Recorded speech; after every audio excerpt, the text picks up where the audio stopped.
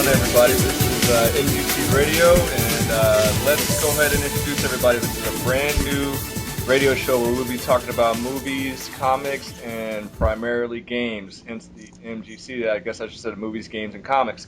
I am Jay Dash. Go ahead and introduce yourself, fellas. I'm KH Showtime or Frank, either one. And I'm Joe, also known as Backdoe. Okay. Backdoe. Backdoe, that is correct. Just so you guys have a little background on us, we are all fighting game enthusiasts, gamers in general. We love movies and comics and things like that too. So basically, all that whole culture, we love it. So we're here just to talk about certain things, and we're going to break it down. But of course, the biggest thing happened this weekend in the fighting game community, EVO. It is a once-a-year event, and Showtime actually went there to represent KH. I'm sure people in the Mortal Kombat community know Showtime. So what we're going to do is we're going to kick back for a little bit and allow Showtime to share his first EVO experience, and potentially the last Mortal Kombat EVO we'll ever see, and how he felt injustices and his take on the future, and we'll give our paradigm from streaming it. So what was your initial, first off, Show, I'm just curious, when you arrived at EVO, what was the feeling when you first showed up and saw what I heard was just amazing? Well, first getting to the venue, it kind of sucked. The lines were long. It was 100 people deep lines to get your badge. So that was kind of whack. But then once we got into the venue, it was just seas of people playing everything. And it's just something that blows your mind away. There was people there that haven't even played fighting games and just got a spectator badge just to see what it was all about. And it's nothing like any major, any local, any regional that anybody's ever been to. It's EVO, and it's it just opens you up. You never want to go to any other tournament but EVO now. Every tournament I go to, I'm going to be comparing it to EVO. I'm yeah, this isn't EVO standards. What am I coming here for, The one thing they did slack on was casual setups for all games, I heard, because I heard King of Fighters as well. We had Tofu Soup was in the airport. He's a local Houston King of Fighters player, and basically every setup they had for each game were running pools. So there was if you didn't play casuals in the hotel or whatever, you didn't get to warm up.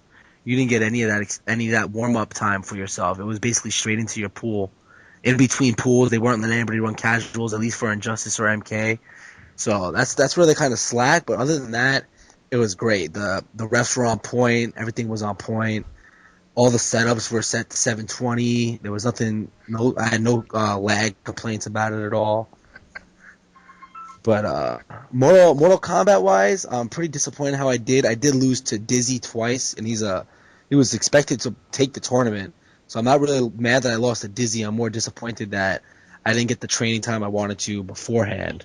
I have a question for you about that, actually. I actually saw you play Dizzy, and yeah, for those who don't know, Dizzy was expected to win. Of course, we're hoping Showtime got into the top 8 and took it, actually. But how do you feel if Dizzy would have won his match against the Sonya player? How do you think your fate may have been different if you had to play Sonya? Yeah, I've played My God before. He actually blew me up in grand finals of one tournament. I took a money match off of him, but so far we've been going back and forth. But I think my chances would have been greater because Sonya mirrors are a little. Nobody's really expected to go into a mirror match in a tournament. Nobody really practices versus their own character. But he does play a lot of Sonya players online, so I'm not sure. I'm not going to say I'm guaranteed out of my pool, but the way I played Dizzy, I was just respecting him so much. Just going into it, when you sit down next to him, knowing the Johnny Cage he has, and you just block, that's the worst thing you can do versus Johnny Cage, is just sit there and block. That's exactly what I did. I basically let him build all his meter, get all that chip damage with his forward 3, and yeah. So I basically got blown up by his knee over and over. Mm-hmm. And then my second match, I switched to Reptile. And then when I sat down next to him, I was like, all right, this is basically the last Mortal Kombat tournament that's going to matter to the community. Well, next to VXG, because I know VXG is this weekend. and they are running Mortal Kombat there as well. I know a lot of good players going there. But in America, this is basically the last all the Mortal Kombat is going to be side tournaments. So it's like, if I'm going to go out, I'm going to go out with the character I came in with, which was Reptile. So I sat down, and I actually did better with Reptile than I did with Sonya. Right? He ended up taking it anyway. I have no regrets switching to that green mint at all. Mm-hmm. Yeah, He it came in, so that's the way I was going out. And you actually did well in the first round. Did you take the first round in that match, or I remember? I took it, or either I had a really big life lead, and then I got fucking exposed. Yeah. I know he got you in the corner for the majority of that match, but you did get your props from the commentators on your Reptile and everything. And as I said, man, it's we were pulling for you, but I guess things turned out the way they did. Now, the new talk is this Mortal Kombat patch. Do you think if this patch happens, do you think Mortal Kombat will be back on tourney, or do you just think it's done? Well, that's up to it's not really up to the community. I mean, if the community starts showing up and it's ran as a side tournament and we're getting 60 people on a side tournament, they'll start making it a main event again. But I don't think the TOs are gonna make it a main event just because there's a patch. That the community's gonna have to prove that we're still coming out. Because before EVO, we were getting 20-person tournaments at like the East Coast side. I know like UFGT had only like 30-something people. The Northwest Majors basically was you went into that tournament top 16. Mm-hmm. I mean, that's not something that TO's gonna look at and be like, well, we're not gonna put that as one of our main events. Mm-hmm. Now, and Joe, what is your opinion on that? Because I know that both you and I, the main reason we stopped playing Mortal Kombat and why it took us a while to actually meet Showtime, because, well, you met him, but how we phased out was because of the unbalance and just things that really didn't make sense in Mortal Kombat. So what is your opinion on that whole thing? Yeah, I think it's their track record is poor as far as like, creating the most ideal competitive game. They did do a few things early on in the game, and then they just left it alone. So I don't know if they can come back now and do something and save it. I think it would be kind of hard, especially with Injustice out, So Yeah, I don't think it's cheap to patch a game, right? Doesn't it cost like thousands upon thousands of dollars to send out a patch? Yeah, I believe so. And plus, you're talking about the man hours at NRS, but which was going to bring me to what I was actually typing up in TYM, that what if we wait until the PC mods patch it, kind of like they're doing with the Brawl M version? Is that what it's called? Something like I think it's Project M or something? Project M. Project M, yeah. Yeah, Project M. and where it's all community led and things like that. But here's my other thing about that is Mortal Kombat sold a lot of copies. So we can sit here and say it costs a lot, but Injustice sold a lot of copies as well. So I don't know that money is an issue here due to the amount of copies that those games sold. Yeah, but then you gotta think about how they have a whole nother DLC pack to come out with Injustice, all these new characters that are gonna be coming out, all the new skins that are gonna be coming out. I really don't think NRS is gonna say, oh, there's a petition with 600 people signing it, let's patch it for them. No, I agree with that. And if they do, the community still has to show that we want this. Yes. And come out. And I do agree with some of the people who are suggesting a donation as well. But if this is going to happen, because that, as we said, this is the main reason that Joe and I actually stopped playing Mortal Kombat, and we were holding our own. Not saying that we would have been up there in your realm, Showtime, or anything like that, but I'm sure it would have been leveling up. But we stopped playing because of that, because we just saw the inevitable truth that was coming, which actually panned out to be what it was. And I think maybe if the community shows, even with money, that they're willing to back it up somewhat too. Like you said, it should be community run, it should be community led, and we're going to actually have another show about this as far as our future outlook towards Injustice and all the patches and everything that are happening. That's probably going to be our next show. Actually, we'll get more into that because I think all of us are kind of on a consensus of we don't even know that this is the right group to handle that. Right. I think we've established that. Correct, Show? Do you agree with that? Yeah, I agree. So The track record is I mean, they fix one person and then it's on to the next one. Yeah. And I mean, And and Superman, they've already tried to fix Superman 3 times, and it's not working. The breath wasn't the problem. yeah. Right. And we're gonna definitely breath can be -3, and it's still not the problem. Exactly. And we're gonna dig so deep into Injustice on our next episode. So all of you people on TOIM, you will understand. Like, we're gonna dissect it completely on where we see, because I truly believe, on looking at the core of the games of Mortal Kombat and Injustice, that there is elements that could make them just as fundamentally as deep as Street Fighter and KOF, games like that, where when you look at it and you see the spacing, the footsies and everything, you're like, wow, this is really, really crazy. The you know how an MMA fighting, when they're sitting there dancing around each other, throwing out feints and jabs, you see that all the time in Street Fighter because there's a lot of baiting and spacing. Like, those games have potential to be there, but they're just never pushed in that direction. And so we're going to definitely dig into Injustice and how we think it can be, like, on that competitive level. Which, of course... Did you guys catch the MK Grand Finals? I did, yes. Wow. Like, he played that Cabal match perfect. Yes, his patience, which is another thing that like Showtime will tell you that when Joe and I are very old school. We are both the same age, and we've been playing fighting games for a long time. And Showtime will tell you that he thinks we are 2 of the lamest players because of we are patient and we can play defensive. That lame stuff, man. Yeah. So when you watch us play, it's never rushed down, all 100% rushed down. Versus, like, you know, a lot of the younger generation, like, we actually have some of the patience and stuff that. But it's also because we've played multiple games, where we've kind of learned through time. You know, I play 3D fighters. I used to tourney and Tekken and things like that. So you kind of just bring styles from all these games into this hybrid style with the new stuff. So, but Showtime will tell you. So we're going to break that down. So that's going to be a great next episode, I believe. I think that's going to be incredible. Because Injustice is very hot. We're all playing right now, even if it's just casually, because I'm kind of retiring on that tourney wise right now. I know Showtime's still going to be playing it, but what about Injustice, Showtime? Your take on the Injustice at EVO? Injustice, I'm actually not disappointed in the way I did. I went into Injustice a pop monster. I wasn't planning on going anywhere. Like, we weren't training as hard as we were in MK throughout, like, the MK time era.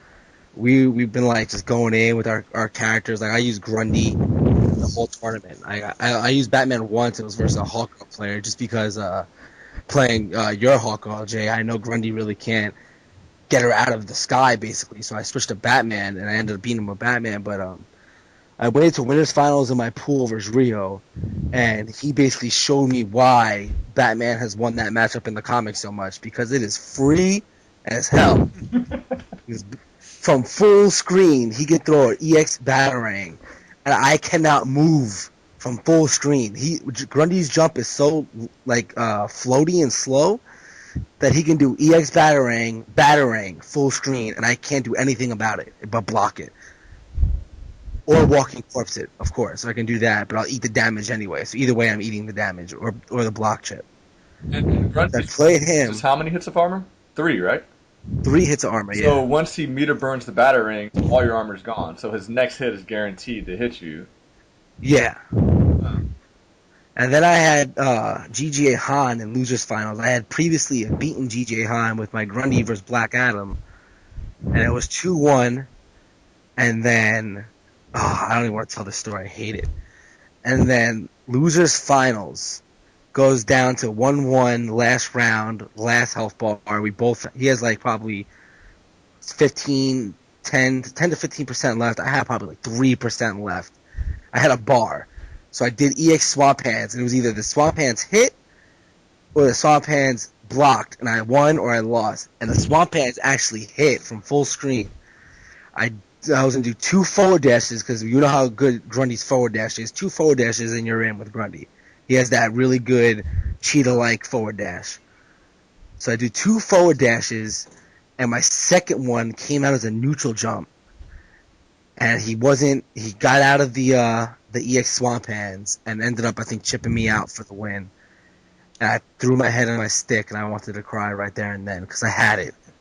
I had it. It was mine. I was making out of pools right there, and I guess I hit forward, up, forward, or up, forward, forward. I don't know how I did it on my stick where I messed up the input, but I ended up getting a neutral jump instead of a second forward dash, and he got out of the swamp hands and ended up beating me. Yeah. But as a Grundy player, in my heart, I honestly think I did very well. Seeing that I had to fight Black Adam in my pool, which is actually a pretty bad matchup for Grundy. But with the Injustice players liking to jump so much and being so relied on in Injustice, Grundy really shuts that down with his tool. So I was able to stop all that. Yeah. And what about you guys' take on the top 8 and how that went through? I mean, as expected, we all know, and I'm pretty sure you guys might be getting tired of me saying it, but the Magnificent Seven and Injustice were definitely present in the top 8, with the exception of Chris G and of course DJT, who we all know what DJT is capable of for what he did in Mortal Kombat, and he brought that same very patient style into the top 8, and of course got second. But Superman, Black Adam, Frost, all these people had a strong presence all throughout the tournament. And so what was y'all's overall impression of the top 8? I know you streamed it, correct, Doe? Yeah, I was streaming. Yeah, I agree with you, man. You just see some characters that have like so many tools, and what's his name? DJT was or DGT, whatever. He's pretty. To me, it's pretty impressive. He got in there with Green Lantern because he doesn't have the same as many tools as Batman and Superman. Killer Frost has kind of basic stuff, but what she does have is definitely very potential. I mean, let's be serious. Pure Balrog made it to top 8 with Slide. Yes. Right. It's very basic, but it's so much high potential. And then who was it? Black Adam. He has a lot of tools and advantages as well. Can do a lot of damage. Superman can do a lot of damage as well. So I mean, they were trying to say it was a lot of variety, like the commentators, but there was a lot. There was a little bit more variety, like leading up to the top 8, like maybe the top 16 and top 32. But as it got down to that top 8, it kind of dwindled down to more of the expected people, pretty much. The one dude, Yeah, I feel like go ahead. With the Raven was a interesting match when he played KDZ. KDZ's Superman. So I was talking to a lot of the Injustice MK players that were there, and everybody was just saying it was a boring top 8. What else do you expect? It's Superman, stuff like that. And KDZ had mentioned something on Twitter like, "Oh, it was boring because the skill level was so." He's basically saying I was this much better than DJT. That's why I won. And it was like it looked boring because I'm that much better than him, and he just couldn't get in or whatever. And at the same point, I mean, I give KZ his props. He's been winning tournaments everywhere he goes. But at the same time, it is Superman. right. Yeah, we're definitely. And he does have the tools that, say, Grundy doesn't have. And he does have the tools that a lot of characters don't have. I mean, let's be serious. His trait alone gives him armor break and damage buff. Right. Yes. Not one of those things. Both of them. And we're gonna break down Injustice, and I guarantee you guys, when we do, the majority of it is going to be talking about the Magnificent Seven, and we will get into who they are and all of that on their next episode. So definitely stay tuned for that. And we're just going to, our pros and cons about Injustice, what we feel they could do to make it better, and things like that. We've talked about this plenty of times, so it's going to be an easy show for us to do.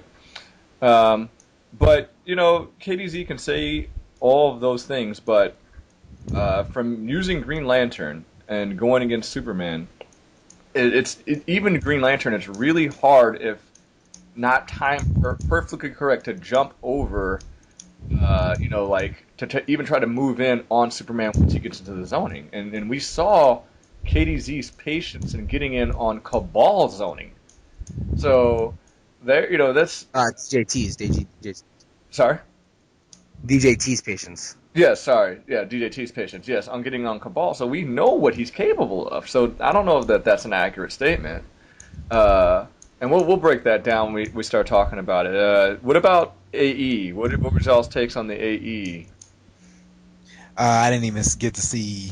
I don't even think I saw any of the top 8 in that game. I saw some of the earlier matches leading up to it though, but I didn't get to see top 8. I mean, what did y'all see? I saw Tokido Infiltration Mirrors were actually pretty hype. Where Tokido came out on top on that, and then Grand Finals, Zien versus Tokido, correct? Yes. Zien versus Tokido Grand Yes. Finals, and this is what I love about AE that Gen is basically considered a low mid tier character in that game, but Zien has done so much homework, so much training that he made that matchup look like it's in his favor. And I was just like, wow, this is crazy. Like it makes me want to play the game, and I'm picking it up. Yeah, Because this guy took Gen, and I mean, it probably took him a long time to get to his level with Gen, but he did it, and he won the world championship with Gen, and you can't take anything away from the man. I agree, and I think that's Who did he fight? because- Who did he fight? Oh, he fought Infiltration. No, he fought Infiltration is- Takedo in the grand Oh, finals. Takedo. Of course, Takedo uses Akuma as well. And yeah, he took it. And the thing about it, that to me, this is what separates games like everybody may say that I'm hating on the NRS games, but because the Capcom games rely more on fundamentals, you ultimately can take a Gen and win. Versus, I don't know in a game like, Injustice, if you could take a Joker and win a tournament with the Joker. Or let's go a little bit higher than Joker. Who's somewhat higher than Joker? Who's kind of lower mid in Injustice? Who would you guys say is lower mid? Bane. Right? Sinestro, Bane. Like Do you Sinestro. think you could win if we brought all the top people in the world in Injustice? Do you think you can win a tournament with Bane? Nah. I don't think so. You know why? Because Superman straight breaks armor. Not only that, but Batman. His batarangs are 2 hits, which I don't understand. And everybody's like, well, he throws 2. Superman hits you with 2 eye lasers, it's still 1 hit. Well, so we're going to get into all that next week. And so, Black Adam but could jump over his head and dive kick him. exactly. So there's Get a free a combo. lot of different reasons why that still wouldn't work. So, and we're going to break it down more next week.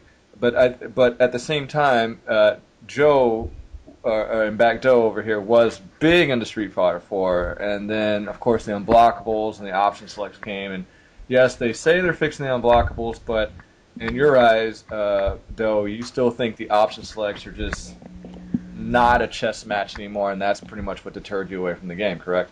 Yep. Yeah, I just don't like the idea that the computer is working for you.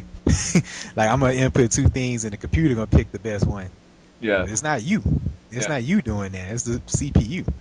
And So I just don't like that. Yeah. Yeah, but don't you have to input the correct inputs to be able to do these option selects? So the way the option select will work, Show, because there's certain things in Street Fighter like if you hit a light and a hard at the same time, the hard takes priority. But if you're in the middle of a block string, if you're doing like a rapid fire or something, the only button that can come out is a light. So basically, if they backdash the block string, the sweep will come out, and because sweeps beat backdashes, and so now you have another untuckable knockdown, another setup. But if they stay and take the block, then the lights Go will into come your out because you're able to 2-in-1s. rapid fire. So now you Yeah. have your full block string going. So you're hitting the light and the hard attack at the same time, but the computer, based off of what they're doing, is choosing the one that beats the next option. But then you would have to block confirm the light. No, because if you don't need to block confirm the light, because once it comes out, but but that's a simple option select. What we're trying to say is there's even more advanced ones where people are doing like hurricane kicks or a jab. It'll come out either a Tatsu or a jab. So it's like Bison's teleport. The Tatsu kick comes out and punishes it, but if he stands there, the jab will come out due to the fact that the rapid fire mechanism goes off and things like that, because it's part of Right. the true block string. It's basically, to put it simple, the CPU is supplementing your game. Yes. You're not reading your opponent. Oh, he's gonna backdash right here. He's gonna teleport. No, You're putting in both put options. two moves. Yeah. If he backdashes, the sweep comes out, but if he stays there, the other option comes out. And the computer is doing it because it's a fail in the way the game was programmed. Basically, yeah. And So I can't support. Like I said, I'll still play it to this day for fun if other people want to play. But it's nothing I will take competitively seriously. And even not even if I'm competitive, not competitively as far as in a tournament. I mean, just like take the shit seriously as far as really put my head into it to play. I'll play that game super casually. exactly. And that's why I said Show. If you guys don't know, Show is preparing for AE. He's coming for you guys at EVO next year for AE. So he'll learn about these option selects, but remember, Show, like I was telling you, think about this, that on top of what I told you, people have now started mastering double option selects, where they turn one option select into a second one, and the computer's choosing both options for them correctly. Right. Yeah. It's hard to overcome. And some characters is more advantageous. It could be more advantageous than other characters even. Yes. So that's the whole thing. Because you might not have moves that, or you might be able to option select into a certain move, but not the one that you would need to for that situation. Yeah. So it adds a whole nother level to the complexity and or derpiness of Street Fighter. So, Turpin. Another thing, correct me if I'm wrong, but was there did some of the Japanese players get taken to their limits? Because I did notice like some players like where the commentators more or less talking them up, but they had some tough matches like they barely won or which is true. You had guys like may have done better this year. Mm-hmm. Well, and that was going to bring me to what I was going to end with, so we'll hold it off to that. Okay.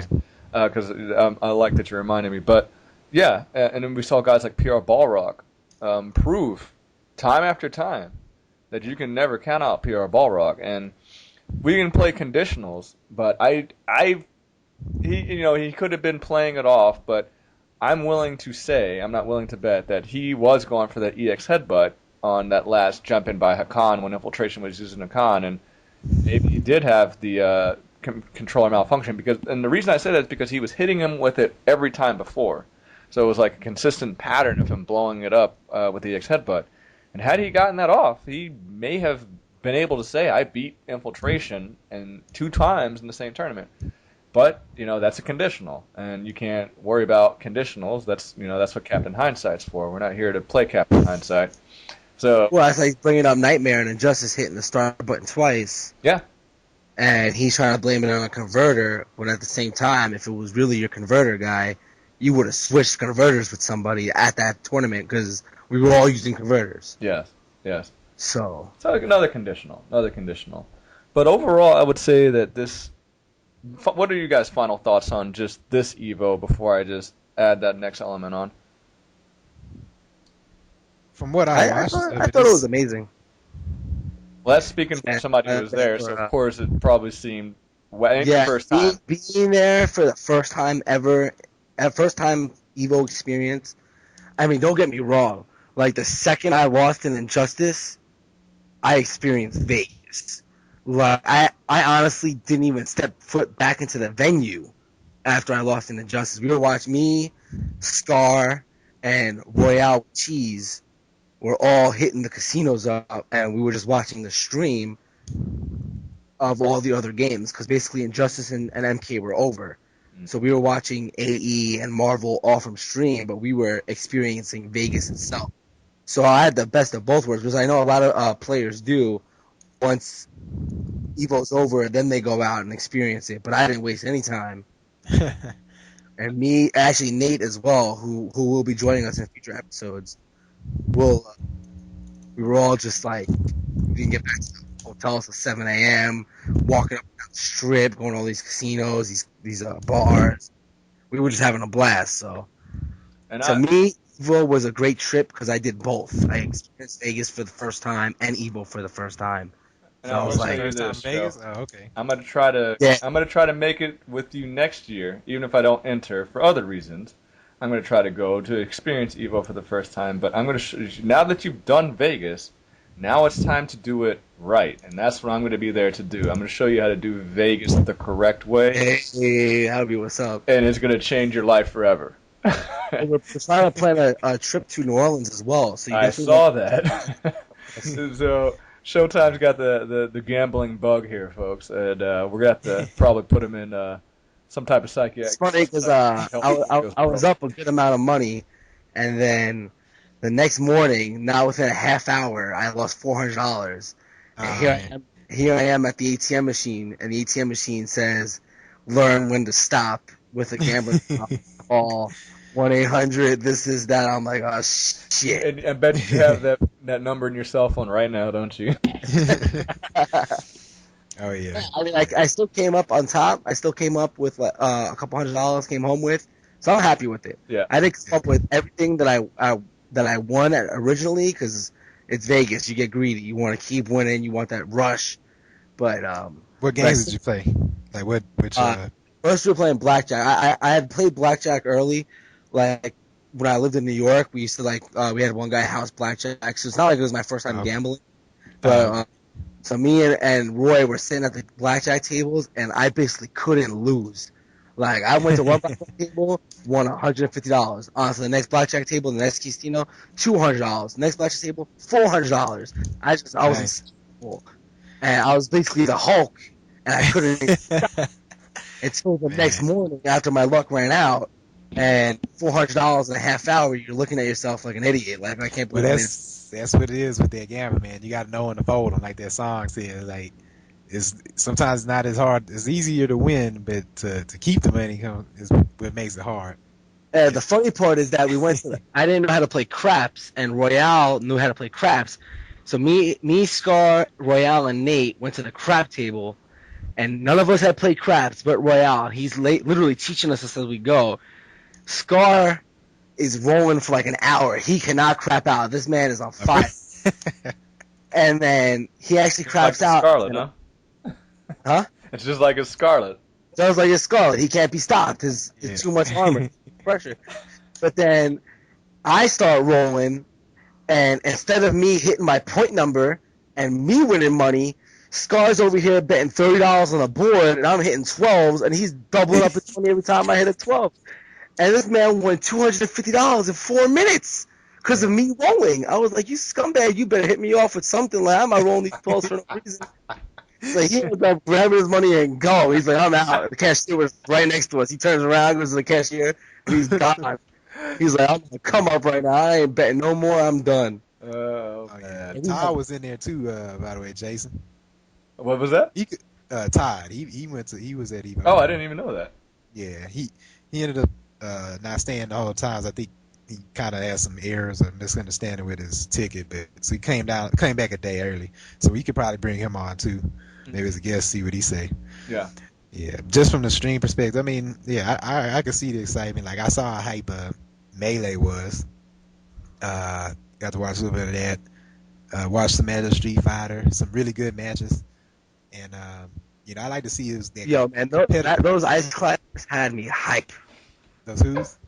Those ice climbers? Oh, those fools going hard. We're sitting in the buffet at the Harris, screaming. He's gonna grab him. He's gonna grab him. Oh, he got him, and it's a fucking infinite off that grab. Ain't nothing to mess with, man. Them boys are that's Bonnie and Clyde right there, man. You don't mess with them. This shit is crazy. But yeah, so that was pretty hype. I mean, unfortunately I didn't get to see the KOL, but I heard that was like super tight, super hype. I saw some Marvel. Justin Wong. Oh, the Justin Wong showing I think was a major point. How he made his run for that Marvel championship. Yes, and how he kept surviving. What's not considered a high tier team in Marvel either. He went back to his original team. We should give him credit for that. For everybody who tries to downplay Justin Wong, hey. Yeah. So he's still. My man had people in tears. I'm sorry, Show. Justin Wong had people in tears. That's how serious that shit was. Like, no lie, people were crying. They saw Justin like that. I had rewatched the match versus him and Chris G, and he was down to his storm with like 15%. And he X factored up, got him, and then he did like a cross under mix up on the incoming character and hit it. It was Virgil too, Yeah. and it was a wrap. And he Justin Wong sat back in his chair Oh after yeah. the Hailstorm Super, and he sat back in his chair. He knew it was over, and I was like watching this on my phone. I'm like, this man. Oh, you could see the emotion too, man. The crowd was in it. I mean, I just like that for just video competitive gaming in general. How the crowd was into it. It was a good match, a close match. Went down to the wire. There was emotion and all that kind of stuff. That's what entertainment is all about. That's what you see when you watch the NBA finals or any sport or competition. Is people really into it? You know, Literally inspirational. Like you watch that shit, and you're like, damn. I want that to be me one day on that stage with people cheering my name when I got one character left, and then I actually do it. And you make that comeback, and it's only at EVO where shit like that happens, and that's why EVO is EVO, because like you can't get that. You can't go to NEC and get that. Like the crowd just isn't the same. It's not that vibration. You know what I mean? Like the whole room is shaking. It's the energy. unbelievable. Right. Yeah, it's crazy. It really is. So I'm glad that we did mention that. And 1 pixel, because I think 1 more pixel would have killed Zero, and who knows what would have happened off of that. It reset it too, though. No, you remember when he? No, I'm talking about that last match that he lost. He was 1 pixel away from knocking out Zero, and once Zero was gone, who knows what would have happened?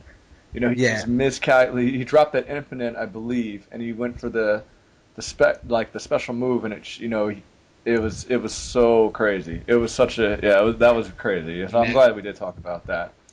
And I agree with you guys. EVO, every year you get something from it. You know, I'll be honest with you. I'm kind of getting bored of watching Marvel these days. I've told you guys that before, but it was still exciting. I can't say that even though I'm getting bored overall of watching Marvel, moments made it exciting. Street Fighter, PR Balrog, the Daigo versus Infiltration. You know how close that was. How all those things were, and Xian doing it with Gint. You know, the things like that. To be honest with you guys, I want to say Injustice might have been like the least hype one. And I'm just being dead honest. From out of the ones I saw, it was. Yeah, and this is me, and I played Injustice more than all the rest of those games, but I want to say that it was probably the least hype one. It just Superman is just and he's boring due to what we will break down next time. And big shout outs to like Alex Valle and Spooky for winning those I guess they're like the community awards where they pick people from the community who have been like stepping up and helping out and like doing their thing in the community. And I know Alex Valle and Spooky took both of those awards home with them. Yeah, and deservingly so. I mean, with Alex Valle, from what I remember, he pretty much helped save Texas Showdown, right? For us down here in Texas. So that's they're deservingly so. You know, deservingly so. And we as a community have to always remember people like that too. It's not just the players. There's people behind the scenes who make this stuff possible. Oh yeah, too. For sure. So especially like Spooky. Oh yeah. Basically, all his time and effort into traveling and setting up and breaking down and making sure everything runs perfect and making sure all his sponsors get their things, and like that's no easy job. Yes. I mean, it's hard for us and Common Houston to set up our stream equipment and then break it down at the end of a local tournament. It's a pain in the ass. I can imagine Spooky doing all this work. I mean, all well deserved. Yes. Nobody will ever do it like he does it. Yes. So congrats to them. But yeah, EVO is always going to be what it is. I will always dedicate 1 weekend a year to sitting down and being the laziest bum and watching streams. Unless, as I said, I'll try to go next year just to go and experience it.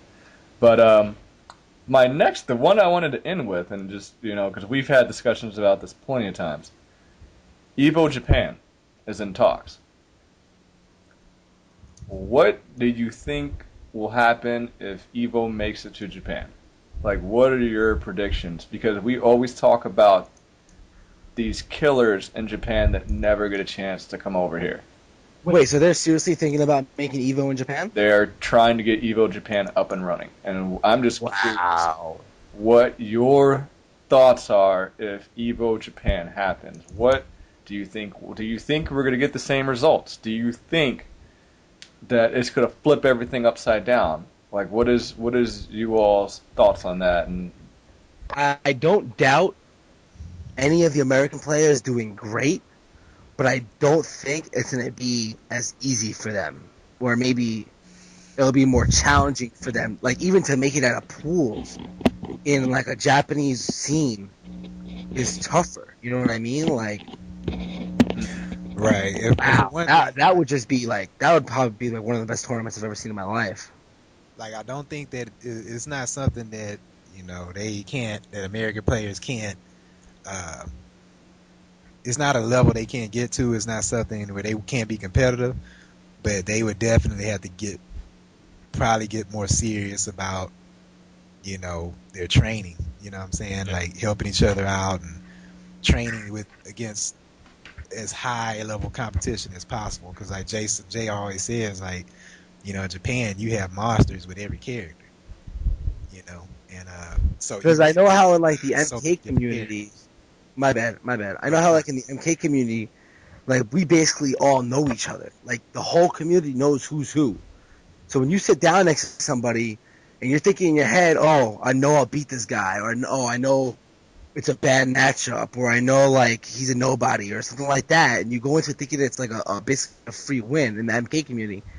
But in Japan, in Street Fighter especially, you cannot sit down next to a single person and say, oh, it's supposedly a 6-4 matchup, I got this. Because they might be using tools that nobody in America has even found yet.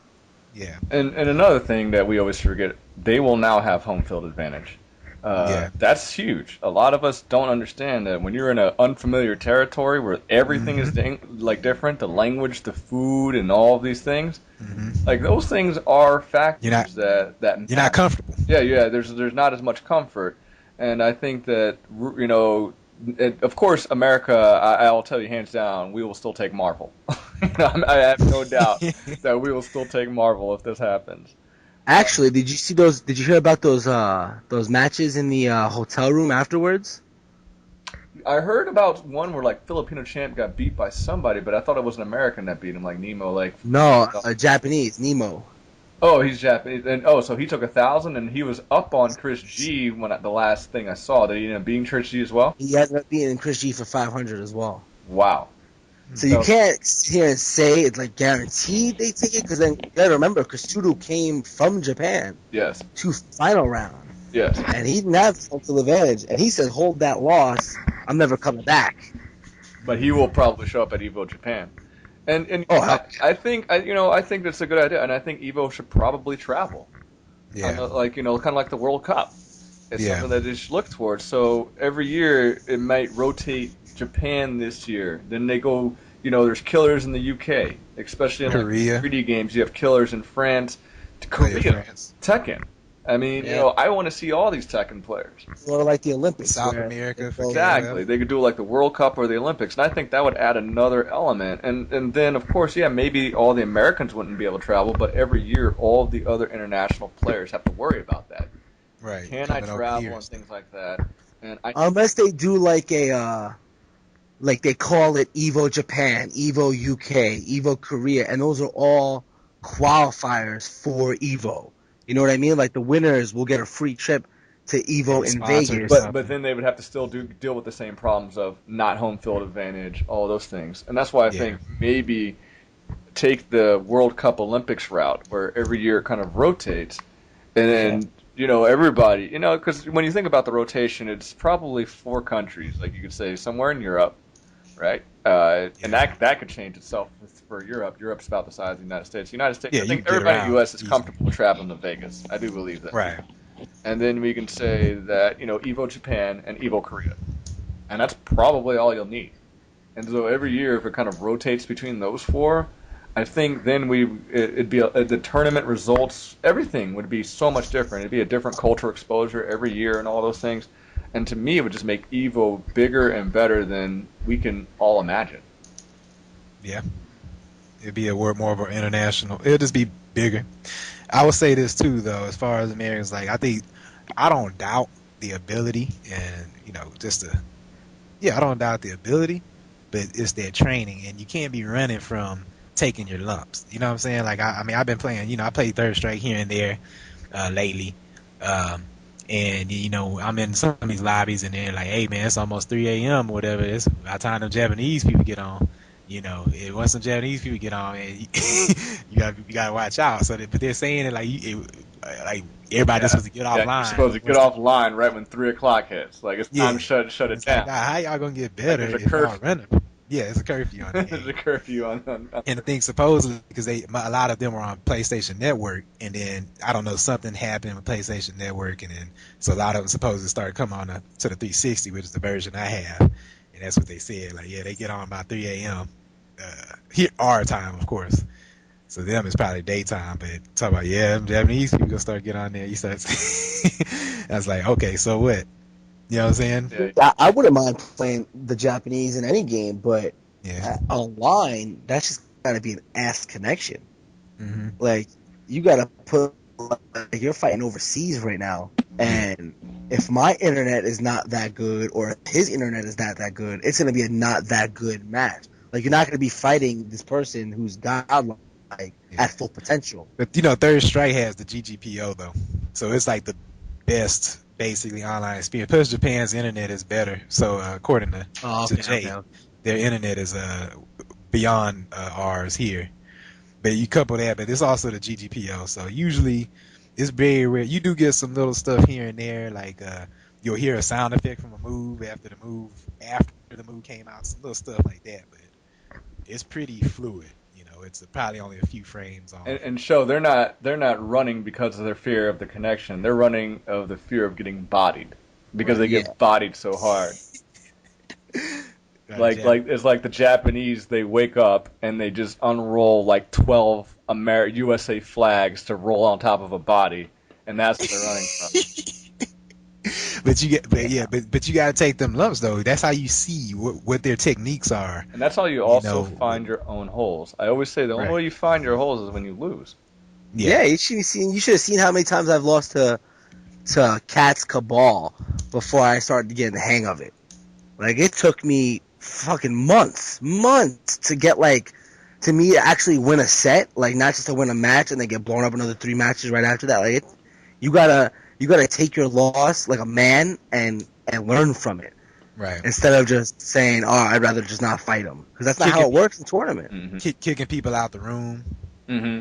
Like, they like to kick. I don't know about in other games, but in the Third Strike, some of these fools that I play with sometimes, they like to kick people out the room and stuff. For beating them. Like, oh, he too good. Yeah, he too good. Or he using Q. So it's Showtime. Did you do that to us and Lumberjack one night? You kicked us out after you were... Yeah, that shit had me salty though.